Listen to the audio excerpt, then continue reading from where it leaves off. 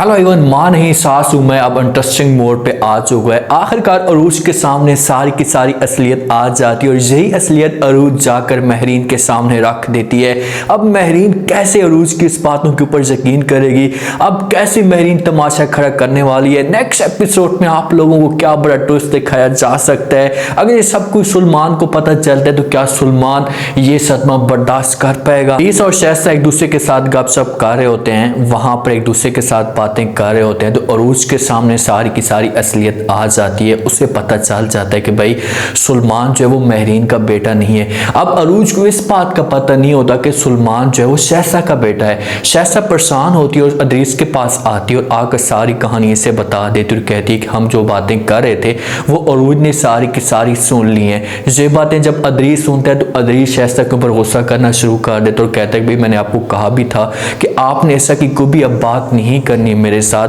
लेकिन फिर भी आपको चैन नहीं आता, आपने वही बातें कर दी हैं, अब खुद ही जाकर भुगतो। शहज़ाद कहती है अदरीस को कि भाई ये गुस्सा करने का वक्त नहीं है, सोचने का वक्त है, समझने का वक्त है कि हम अब करें क्या, कैसे अरूज को रोकने की कोशिश करें। अदरीस कहते हैं कि आप ऐसा करें कि अरूज के पास जाएं और उसे जाकर जो वो समझाएं कि मजीद इस बात को आगे ना बढ़ाए, मजीद इस बात को आगे ना लेकर चले, हम महरीन को परेशान नहीं करना चाहते। और जितनी अरूज को बात का पता चला है बस वहीं तक पता चलना चाहिए, आगे इसे कुछ भी इल्म नहीं होना चाहिए। शहज़ाद कहती कि चलो ठीक है, मैं अपनी तरफ से ट्राई करती हूँ, बात करती हूँ, लेकिन मुझे अब इस बात का यकीन नहीं है कि अरूज इस बात पे यकीन कर लेगी और आगे बात को नहीं चलाएगी। ये जाती है अरूज के पास और जाकर अरूज को बता देती और कहती कि बेटा आखिरकार तुमने वो सब कुछ सच सुन ही लिया कि भाई महरीन का सुलेमान बेटा नहीं है, लेकिन आपसे मैं एक रिक्वेस्ट करना चाहती हूँ। अरूज कहती कि चलो ठीक है, महरीन सुलेमान का बेटा नहीं है तो आखिरकार वो किसका बेटा है, मुझे ये तो बताओ कि आपका बेटा है।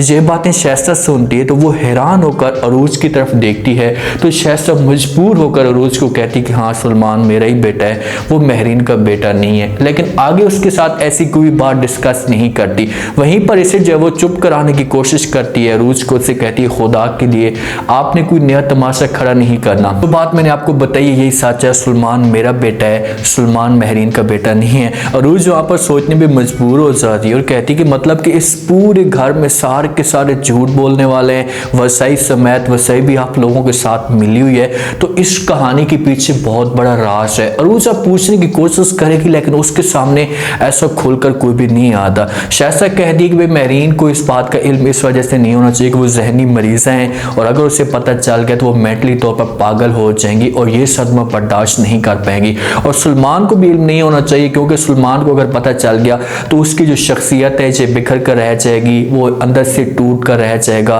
कि भाई इतना बड़ा हमने उनके साथ झूठ बोला, इतनी बड़ी उसे तकलीफ दी है। अरूज बेचारी जहाँ पर खामोश है मौके पे, लेकिन जिस हिसाब से उसे महरीन तंग करती है या जिस हिसाब से उसके ऊपर ताने देती है, इसे एक फ़ख्र करती है अपने बेटे के ऊपर, तो अरूज ये चीज़ें बर्दाश्त नहीं होती कि भाई ये कैसे हो सकता है, भाई मेरे ऊपर इतना आकर झूठे इल्ज़ाम लगाती है, मेरे ऊपर आकर चढ़ाई करती है, सुलेमान तो इसका बेटा ही नहीं है। वो वहाँ पर शहज़ाद को मौके पर तो कह देगी कि भाई चलो ठीक है ये मैं आपकी बात मान लेती हूँ, लेकिन जैसे जैसे महरीन उसे ब्लैकमेल करती है, तंग करने की कोशिश करती है तो अरूज ये चीज़ें बर्दाश्त नहीं हो। यहाँ से हाथ साथ जोड़ती है अरूज के सामने और यहाँ से चली जाती है। अब अंदर से अरूज हो जाती है बड़ी परेशान कि भाई मेरी कहानी और सुलेमान की जो कहानी है ना वो सेम है, कहानी मिल रही है, तो इस दोनों कहानियों के पीछे कोई एक बड़ा राज हो सकता है। वो सोचने पर मजबूर है और उसके जहन में ऐसा के सवालात आना शुरू हो चुके हैं। लास्ट में तो ये शहज़ाद के पास रहेगी और जाकर मज़ीद बात पूछने की कोशिश करेगी और कहेगी कि चलो मुझे ये तो बताओ,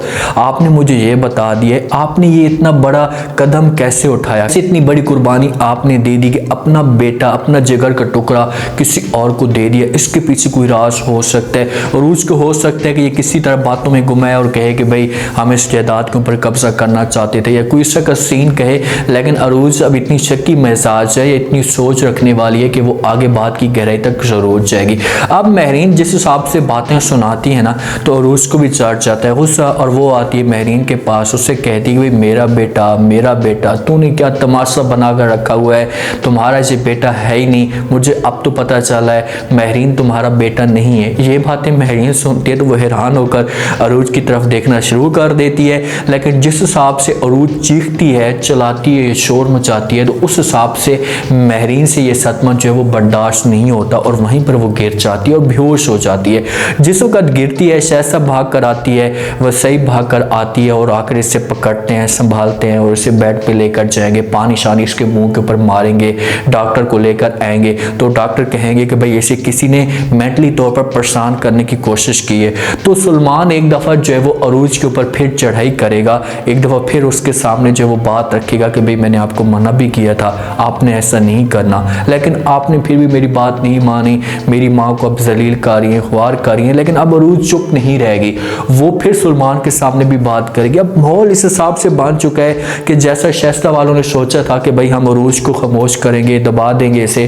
तो ये बात कुछ शेयर नहीं करेगी, लेकिन अब अरूज महरीन के सामने बात रख चुकी है, उसके जहन में ये बात डाल चुकी है, तो महरीन जो है वो लास्ट में अरूज से पूछेगी। इस वक्त महरीन अरूज से पूछेगी तो हो सकता है कि मैं अरूज जो है वो खुलकर महरीन को बता दे, लेकिन पहले सुलेमान एक दफ़ा तमाशा ज़रूर खड़ा करेगा और हो सकता है कि एक दफ़ा फिर अरूज को इस घर से निकाल दे। लेकिन सुलेमान के सामने जैसे असलियत आएगी ना, तो सुलेमान पहले भी अरूज की वजह से बहुत ज़्यादा परेशान है, पहले भी अरूज की वजह से बड़ा अपसेट है कि यार ये मेरे साथ ऐसा क्यों करी है, या मैंने अरूज के साथ बदतमीज़ी की है, ऐसा नहीं करना चाहिए। माँ और बातें कहती है, अरूज और बातें कहती है, और तीसरा प्रेशर ये बड़ा ब्लंडर इसके ऊपर आएगा तो ये अंदर से टूट जाएगा कि अपनी माँ के पास जाएगा, शाइस्ता के पास, अगर उसे पता चलता है तो उसके पास जाएगा और कहेगा कि माँ जी आप लोगों ने इतना बड़ा झूठ मुझसे क्यों छुपाया, इतनी बड़ी बात आज कम से कम मेरे साथ शेयर तो कर सकते, मुझे तो बता सकते थे। तो शाइस्ता हो सकता है कि खुलकर जो वो इस तरीके से इसे सब कुछ बता दे, लेकिन कहानी अब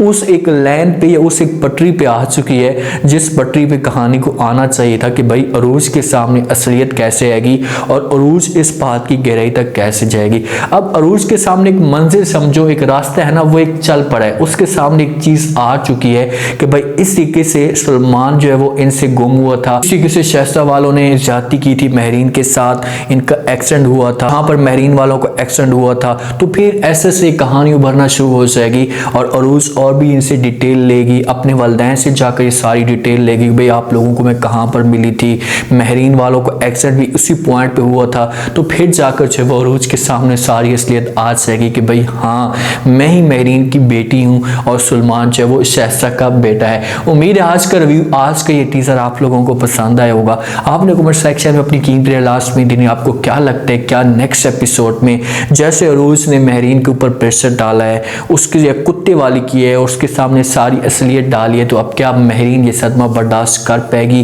क्या यहाँ पर जो है वो जैसे उसके होश आते हैं और अपनी जगह संभालती है, तो फिर ये सुलेमान के सामने क्या डिमांड रख सकती है, इसका सबसे बड़ा सवाल क्या होगा, ये लास्ट में आप लोगों ने बताना है और चैनल को लास्ट में सब्सक्राइब कर दें। अपना खास ख्याल करें। शुक्रिया। अल्लाह।